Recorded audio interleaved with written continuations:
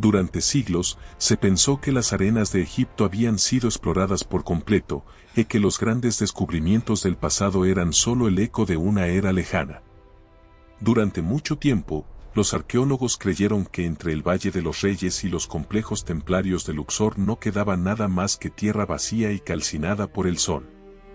Pero una sensación reciente ha conmocionado al mundo, obligando a reconsiderar por completo la historia de esta gran civilización. Los científicos han hallado un objeto de tal magnitud e importancia que fue comparado instantáneamente con la legendaria tumba de Tutankamón. No se trata de unas ruinas más, sino de una cápsula del tiempo completa, conservada en perfecto estado después de 3.000 años.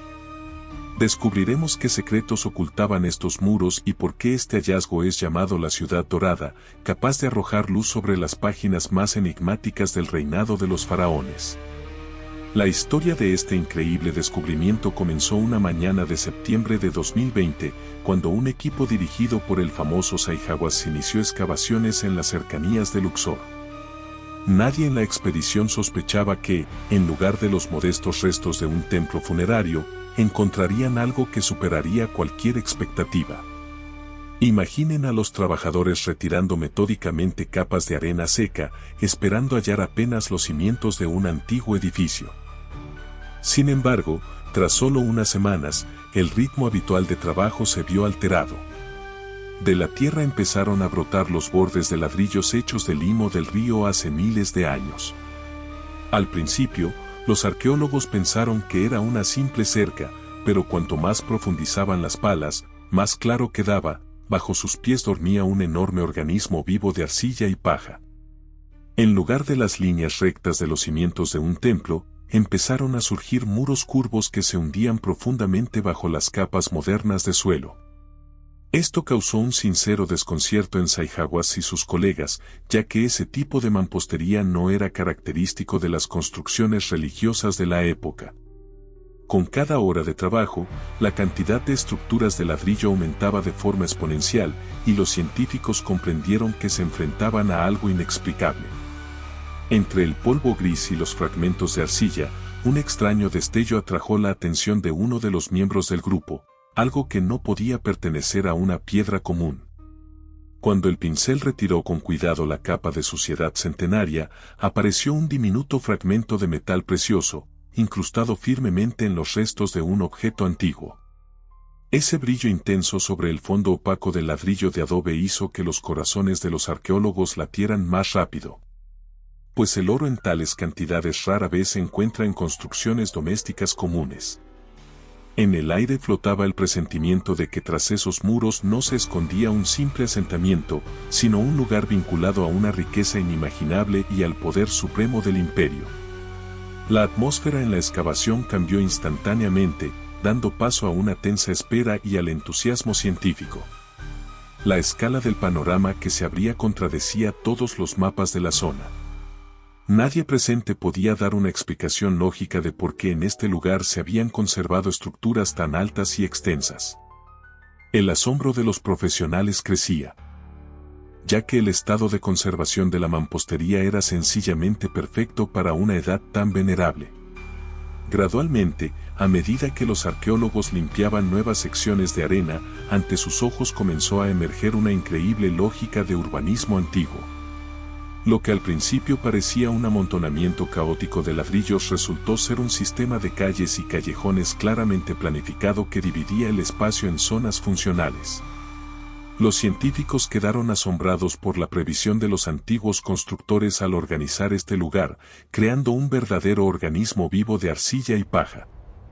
El descubrimiento más sorprendente fueron los inusuales muros en zigzag que serpenteaban a lo largo de los pasajes principales, creando una línea de fachadas quebrada. Esta forma arquitectónica era extremadamente rara en el antiguo Egipto y llevó de inmediato a los investigadores a pensar en el profundo significado de tal solución. Estas construcciones onduladas no solo daban a los edificios una estabilidad adicional contra los vientos, sino que también creaban nichos naturales que podían ser utilizados para diversas necesidades de los habitantes. Cada curva de este muro abría una nueva vista a los patios interiores, donde la vida bullía hace 3.000 años. Los arqueólogos avanzaban con cautela hacia el interior del asentamiento, conscientes de que caminaban por las mismas rutas que alguna vez recorrieron los súbditos del gran faraón. En algunos puntos, la altura de los muros supervivientes alcanzaba los 3 metros, lo que permitía literalmente entrar en las habitaciones y sentir la escala de los espacios. Muchas casas conservaban sus marcos de puertas e incluso los umbrales que la gente cruzaba en la época de esplendor de la dinastía XVIII. Toda la ciudad estaba dividida en barrios separados, cada uno con su propósito y estrictamente vigilado o separado de sus vecinos. En la zona residencial, las casas estaban situadas muy cerca unas de otras, creando la atmósfera de un suburbio acogedor y concurrido, donde tras cada puerta se ocultaba una historia individual. Las partes industriales de la ciudad, en cambio, se veían diferentes. Allí predominaban las áreas abiertas y estructuras masivas destinadas al trabajo colectivo de cientos de artesanos. Los investigadores descubrieron que la ciudad tenía un poderoso muro exterior que servía no solo de protección, sino también como medio de control de entrada y salida. Esto indicaba que el asentamiento tenía un estatus cerrado y estaba bajo la estrecha vigilancia de la administración estatal. Dentro del perímetro, los arqueólogos hallaron rastros de talleres, donde alguna vez se procesaron materiales valiosos y se crearon objetos de lujo para la corte real. El trazado de las calles era tan conveniente que permitía trasladar fácilmente mercancías y materias primas entre los diferentes talleres sin alboroto innecesario. Incluso después de miles de años, era evidente que los constructores buscaban la máxima eficiencia en cada metro cuadrado. La asombrosa conservación de las estructuras creaba la ilusión de que los habitantes habían abandonado sus hogares hacía apenas unos días, dejando atrás solo polvo y silencio. Cada nuevo edificio que emergía de la arena confirmaba la sospecha de que esto no era un simple campamento temporal, sino un centro administrativo en toda regla. Los arquitectos de la época previeron incluso sistemas de drenaje y ventilación para que la vida en el clima caluroso fuera lo más cómoda posible. Los muros de algunas casas conservaban restos de yeso y pintura, lo que daba esperanzas de encontrar pinturas murales únicas en el futuro. Los muros en zigzag seguían generando debates entre los expertos, ya que su forma recordaba a las representaciones simbólicas del agua o del infinito. Una construcción tan detallada y a gran escala evidenciaba los increíbles recursos que se destinaron a la creación de este deslumbrante lugar en el desierto. Cuando el polvo de las excavaciones comenzó a asentarse, los arqueólogos empezaron a encontrar objetos que permitieron, literalmente, asomarse a la cocina de las personas que vivieron hace 3.000 años. En la parte sur del asentamiento se descubrió una zona de preparación de alimentos a gran escala, que por su tamaño recordaba a una unidad de procesamiento de alimentos industrial moderna. Aquí se encontraban decenas de hornos y enormes recipientes de arcilla donde alguna vez se horneó pan para cientos de trabajadores y funcionarios. Lo más sorprendente fue que en los hornos aún se conservaban restos de carbón vegetal. Y en el fondo de las vasijas yacían rastros de grano. Entre los utensilios de cocina, los científicos hallaron vasijas de cerámica masivas que se utilizaban para almacenar carne y otros productos. En la superficie de estos recipientes había inscripciones claras y legibles que se convirtieron en un verdadero regalo para los historiadores. En una de estas vasijas se pudo leer el nombre de un carnicero llamado Javi, quien preparó suministros de alimentos para la tercera fiesta Epset del faraón Amenhotep III. La inscripción contenía incluso la fecha exacta y el peso del producto, lo que permitió a los científicos reconstruir minuto a minuto el cronograma de preparación para la gran celebración. Además de las cocinas, los investigadores tropezaron con barrios donde florecía la producción manual de telas y ropa. Dentro de las viviendas yacían pesas de piedra y cerámica para telares, así como agujas de hueso con las que las artesanas cosían lino fino. La conservación de estas frágiles herramientas era tan alta que en algunas agujas aún se podían distinguir los desgastes por el uso prolongado. Estos hallazgos cambiaron por completo la idea de cómo era la vida cotidiana de un egipcio común en el apogeo del imperio. Antes se creía que tales producciones se concentraban exclusivamente en los palacios. pero la ciudad mostró que la artesanía era parte de la vida diaria de cada barrio. En las habitaciones también se encontraron juguetes infantiles y pequeños amuletos que la gente usaba para protegerse de los malos espíritus, lo que añadía una calidez humana a la historia. En las zonas industriales, los arqueólogos hallaron juegos completos de herramientas para hilar, que yacían directamente en el suelo, como si hubieran sido abandonados a toda prisa. Allí mismo se encontraban fragmentos de anzuelos y arpones, lo que indicaba un estrecho vínculo de los habitantes con los recursos del Nilo. La abundancia de objetos domésticos evidenciaba que la población de la ciudad era muy próspera y no carecía de nada. En el fondo de algunos cuencos, los investigadores descubrieron restos de productos cosméticos y aceites que conservaron su composición gracias al clima seco. La información obtenida de estos artefactos obligó a los científicos a revisar muchos libros de texto, ya que la ciudad resultó ser mucho más desarrollada y autónoma de lo que se suponía anteriormente. Cuando los arqueólogos avanzaron hacia la parte norte del asentamiento, descubrieron un barrio que se distinguía claramente de las casas residenciales por su austeridad y escala. Era el territorio donde latía el corazón industrial de la ciudad y se tomaban importantes decisiones de gestión.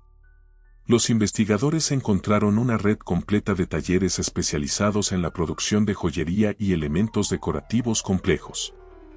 En estas salas, bajo capas de polvo centenario, yacían moldes para fundir amuletos y diminutas figuras de dioses que los egipcios usaban para decorar sus ropas y hogares. El descubrimiento más impactante fueron los rastros de trabajo con metales preciosos y piedras que requerían una precisión increíble y una gran maestría. En una de las salas, los arqueólogos hallaron restos de escoria de vidrio y fragmentos de fayenza, lo que indicaba directamente la presencia de una producción de vidrio avanzada para la época. Entre los fragmentos de herramientas, los científicos empezaron a encontrar sellos con los nombres de funcionarios y del propio gobernante, lo que permitió vincular definitivamente este lugar con el nombre de Amenhotep III. En muchos moldes de arcilla se veían claramente los contornos de escarabajos y otros símbolos sagrados que se requerían en grandes cantidades para las ceremonias palaciegas. Gradualmente, quedó claro que esta ciudad era el principal proveedor de lujo para las residencias reales situadas en las cercanías. Aquí trabajaban los mejores maestros de su tiempo, creando objetos que más tarde formarían parte de los tesoros y decorarían las salas de magníficos templos. Los arqueólogos descubrieron plataformas especiales para el almacenamiento de materias primas, donde se entregaban metales y minerales raros de todos los rincones del vasto imperio. Era una cadena logística compleja, donde cada etapa de producción era estrictamente controlada por funcionarios cuyas oficinas se encontraban en este mismo distrito. El centro administrativo de la ciudad fue diseñado para garantizar la máxima seguridad y orden. Los investigadores hallaron restos de archivos donde alguna vez se guardaron papiros con registros de suministros y distribución de recursos. Cada edificio en este sector tenía muros masivos y entradas reforzadas, lo que subrayaba la importancia de los valores producidos aquí. Los científicos quedaron asombrados por la eficiencia con la que se organizaba el trabajo. Los talleres de procesamiento de oro colindaban con los de fabricación de cerámica, creando un complejo industrial unificado. En el aire aún flotaba la atmósfera del antiguo poder de este lugar, que abastecía los palacios del faraón con todo lo necesario, desde simples objetos domésticos hasta joyas exquisitas. Los moldes de fundición y las herramientas encontradas permitieron a los joyeros modernos comprender qué tecnologías utilizaban los antiguos maestros para lograr una calidad tan alta en sus productos. A pesar del bienestar externo y el alcance industrial de la ciudad, su tierra guardaba secretos que impactaron incluso a los arqueólogos más experimentados. Cuando los investigadores comenzaron a limpiar los suelos dentro de habitaciones residenciales comunes, tropezaron con algo que no encajaba en absoluto con la lógica de vida de los antiguos egipcios. En una de las casas, justo bajo la capa de arcilla apisonada, se descubrieron los restos de una persona cuya posición era inusual. A diferencia de los entierros tradicionales en tumbas o necrópolis, esta persona yacía en una postura que indicaba violencia o un ritual muy extraño.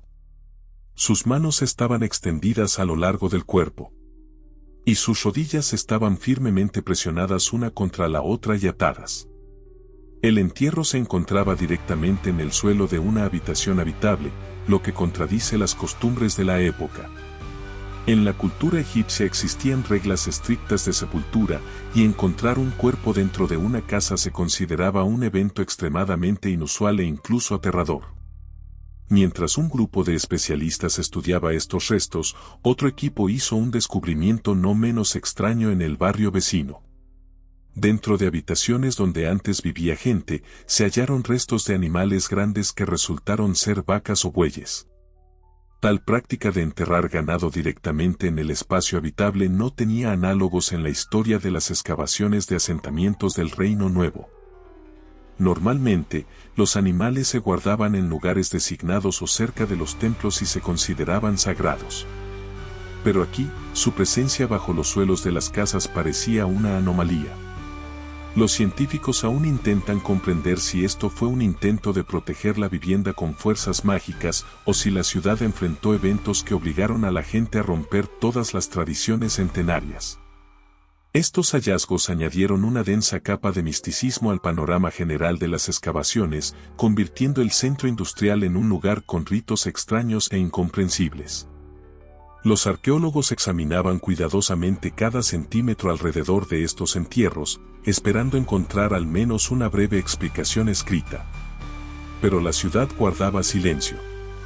El estado de los huesos de los animales indicaba que habían sido cuidados en vida, lo que hace que su entierro dentro de las casas sea aún más misterioso. La vecindad de zonas residenciales y lugares de entierro inusuales sigue siendo uno de los enigmas más debatidos de la expedición.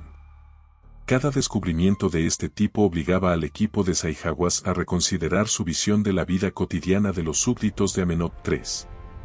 Estos testimonios silenciosos y sombríos del pasado contrastaban fuertemente con el brillo vibrante de los talleres de joyería y el ruido de las panaderías mencionadas anteriormente. Las preguntas sobre quién era ese hombre atado y por qué los animales recibieron tan extraño honor siguen sin una respuesta definitiva. Los expertos continúan realizando análisis de ADN y estudiando la estructura del suelo para comprender en qué momento y bajo qué circunstancias estos cuerpos terminaron bajo el suelo. La atmósfera en las excavaciones se volvió más tensa, ya que los científicos comprendieron que tras estos muros se ocultaba una historia compleja y dramática de sus habitantes. La sensación de que la ciudad escondía una verdad fundamental sobre la naturaleza humana de aquel tiempo no hacía más que crecer. Estos hallazgos fueron los precursores de la revelación del misterio principal, que explica por qué la vida en esta enorme y rica metrópolis se interrumpió repentinamente.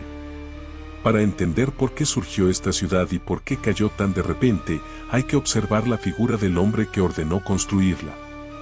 El faraón Amenhotep III gobernó Egipto en una época que los historiadores llaman la Edad de Oro. En aquel tiempo, el país no conocía rival en riqueza e influencia, y el oro fluía hacia el valle del Nilo en un flujo interminable desde las minas de Nubia. A este gobernante no le gustaba guerrear, prefería crear, convirtiendo sus dominios en una grandiosa obra de construcción. Fue bajo su mando que se erigieron los palacios y templos más lujosos, y la ciudad encontrada fue la corona de sus ambiciones. Fue un tiempo de estabilidad increíble, cuando cada habitante del imperio, desde el alto funcionario hasta el simple panadero, se sentía parte de algo eterno e inamovible. La ciudad que hoy los arqueólogos rescatan de la arena era el símbolo vivo de esa prosperidad. Sin embargo, tras este brillo externo, ya empezaban a brotar las semillas de una futura catástrofe que cambiaría para siempre el rostro de la civilización. Amenhotep III gobernó casi 40 años, y hacia el final de su vida, en Egipto comenzaron procesos extraños relacionados con la fe y el poder. Su hijo y heredero, quien más tarde tomaría el nombre de Akenatón, ya estaba entonces junto a su padre, absorbiendo ideas que pronto destruirían el orden establecido. La ciudad de Atón, como se la llamaba en la antigüedad, servía no solo como base de producción, sino también como residencia para el propio faraón y su enorme corte. Aquí se recibía a embajadores extranjeros y se celebraban los jubileos del reinado, que debían confirmar el estatus divino del rey. Pero tan pronto como el gran constructor falleció, el sistema bien engrasado comenzó a fallar y la ciudad enfrentó su primera prueba seria. El nuevo faraón, Akenatón, decidió hacer lo imposible, prohibió a los antiguos dioses y obligó a todo el país a adorar únicamente al disco solar. Esta decisión golpeó el corazón mismo de la ciudad, que estaba estrechamente vinculada a los cultos tradicionales y a la antigua nobleza. En un momento dado, los habitantes de la enorme metrópolis recibieron la orden de abandonar sus hogares, talleres y almacenes. No fue una decadencia gradual, la ciudad fue abandonada deliberadamente, dejando en las habitaciones objetos valiosos y suministros de comida que los arqueólogos encuentran hoy en perfecto estado. Toda la administración y los artesanos se trasladaron a la nueva capital, Amarná, dejando la deslumbrante ciudad a merced de los vientos del desierto. Años después, cuando la era del fanatismo de Akenatón terminó, el joven faraón Tutankamón intentó devolver todo a su lugar. Documentos históricos y hallazgos en la ciudad indican que planeaba restaurar este lugar y usarlo como base para el regreso de la antigua fe. Fue en esta zona donde se buscó su templo funerario, y es aquí donde se conservan los rastros de su corto reinado. Pero el destino decidió lo contrario, y tras la muerte del joven rey, la ciudad se sumergió definitivamente en el sueño bajo gruesas capas de arena. El grandioso proyecto de Amenhotep III resultó estar demasiado ligado al destino de su dinastía, y junto con ella, se hundió en el olvido durante 3.000 años. Las excavaciones actuales nos permiten ver este momento crucial de la historia. Cuando una época reemplazaba a otra, dejando tras de sí solo muros cubiertos de polvo y herramientas abandonadas por los maestros. El principal misterio de la desaparición de esta metrópolis reside en los detalles que los arqueólogos descubrieron al examinar minuciosamente los umbrales y marcos de las puertas. Los investigadores notaron que en muchas entradas de edificios públicos se conservaban restos de sellos que se aplicaron oficialmente, como si la ciudad no solo se hubiera vaciado, sino que hubiera sido conservada por voluntad del Poder Supremo. Esto convirtió al enorme centro industrial en una especie de gigantesco almacén al aire libre, donde el tiempo se detuvo por orden superior. Dentro de los talleres de producción quedaron herramientas pesadas y piezas de trabajo que nadie se atrevió a tocar incluso décadas después. Tal inviolabilidad de la propiedad en tiempos antiguos indica que el lugar estaba bajo un decreto especial de prohibición, convirtiendo el territorio en una zona prohibida. La singularidad de la situación radica en que la ciudad no sufrió el saqueo que normalmente seguía a un cambio de poder o a la partida de la población. Por todo el territorio de la excavación, los científicos encuentran objetos de bronce, fayenza y piedras semipreciosas que en aquel entonces valían una fortuna y deberían haber sido presa fácil para los saqueadores. Sin embargo, esto no sucedió, lo que confirma indirectamente la teoría de que este lugar era evitado.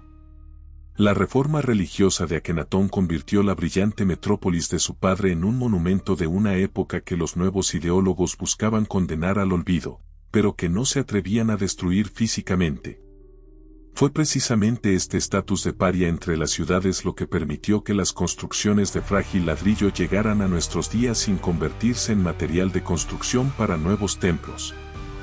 Cada callejón y cada curva de los famosos muros en zigzag permanecieron tal como los vieron los últimos guardias al abandonar sus puestos. Un hecho que atrajo especialmente la atención de los científicos fue que, en periodos posteriores de la historia de Egipto, cuando se realizaban construcciones activas en estas tierras, nadie intentó excavar estas colinas. La ciudad pareció borrarse de la memoria del pueblo, convirtiéndose en una sombra invisible del gran pasado, oculta a solo un par de metros bajo tierra. Los investigadores llaman a este fenómeno un milagro arqueológico, ya que la probabilidad de preservar un barrio urbano completo en tal estado tiende a cero.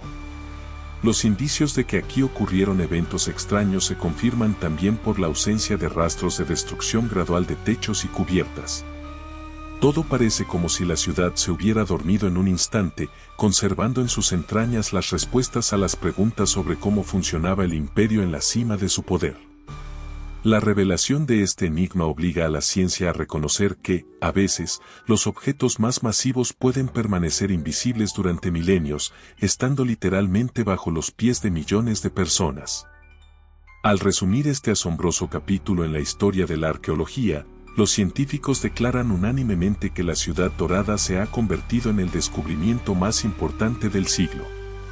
Su importancia para la ciencia moderna es difícil de sobreestimar, ya que permitió a los investigadores cambiar el enfoque del estudio de la vida de dioses y reyes al estudio de la vida del hombre común.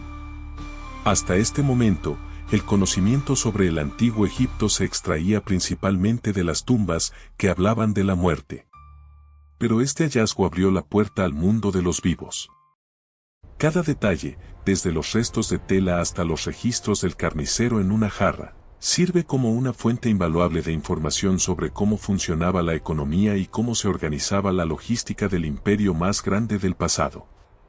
Las perspectivas de futuras excavaciones en esta zona parecen asombrosas, ya que hasta la fecha solo se ha despejado una pequeña parte de este gigantesco asentamiento. Los arqueólogos están seguros de que los principales tesoros y documentos aún están ocultos bajo capas de tierra de varios metros.